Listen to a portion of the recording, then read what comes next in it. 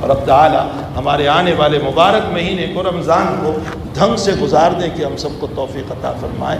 تلاوت قرآن میں لگانا اپنے آپ کو، وقت ضائع نہ کرنا۔ یہ جو ہمارے وہاں عجیب و غریب راتوں میں میچ کھیلنے کے ماحول چلے ہوئے ہیں، مبارک مہینہ چل رہا ہے اور راتوں میں میچ کھیلتے ہیں، درد کبھی کبھی دل پر ایک صدمہ سا گزرتا ہے اس بات کا کہ کہیں اللہ کی لعنت نہ اتر جائے، کہیں اللہ کا عذاب نہ اتر جائے۔ یہ ہم نے کیا کھیل بنا رکھا ہے۔ مبارک مہینے کو ایک وقت تھا کہ لوگ مقابلہ کرتے تھے تلاوت قرآن کے اندر کہ تم نے اب 5 پارے پڑھے، میں 7 پڑھ لوں، تم نے 7 پڑھے میں 10 پڑھ لوں۔ ایک وقت میں تلاوت قرآن میں مقابلہ چلتا تھا اور مسجد پوری تلاوت قرآن کرنے والوں سے بھری رہتی تھی، اس کی جگہ پر آج مسجدیں خالی پڑی۔ دوسرا جو ہمارے جوانوں کا مسئلہ ہو گیا ہے، رات بھر کھیلنے کے ساتھ ساتھ دور دور تک کھانے کے لیے جانا۔ یہ کہ جی رمضان کا مہینہ رب کریم نے اس لیے نہیں دیا تھا کہ ہم کھانے اور پینے میں گزاریں۔ 11 مہینے بہت کھا لیا، بہت پی لیا، ایک مہینہ کم سے کم صبر و ضبط کے ساتھ گزار لیں۔ ہمارے اکابر میں حضرت شاہ عبد الرحیم صاحب رائے پوری رحمۃ اللہ علیہ کے بعد میں ہمارے حضرت شیخ مولانا زکریا صاحب رحمۃ اللہ علیہ فرماتے ہیں، فرمایا کہ صرف افطاری میں 1 آدھی پیالی چائے اور پاؤ چپاتی، اور سحری میں 1 کپ چائے اور پاؤ چپاتی، بس پورا رمضان صرف اتنا سا۔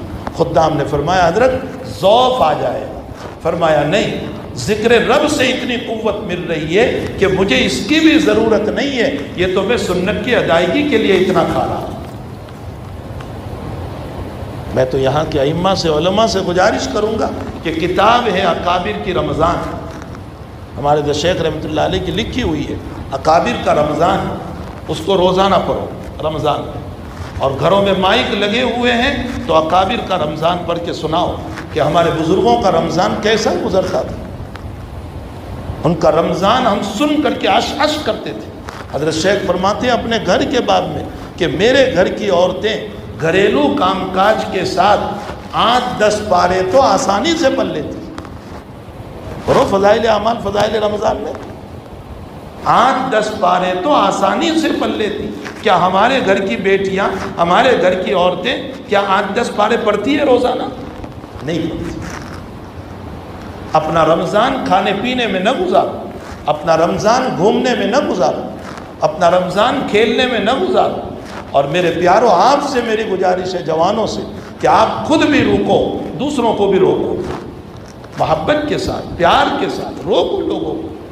رمضان اس لیے نہیں دیا ہے، رمضان کا معنی ہوتا ہے جل جانا، اور رمضان کا معنی اللہ گناہوں کو جلاتا ہے۔ جہاں میرے گناہ اللہ جلانے پر آیا ہے، وہاں میں گناہوں کی اور آگ لگا رہا ہوں، میں باغی بندہ ہوں اللہ۔ ہماری رمضان ایسی نہیں ہونی چاہیے۔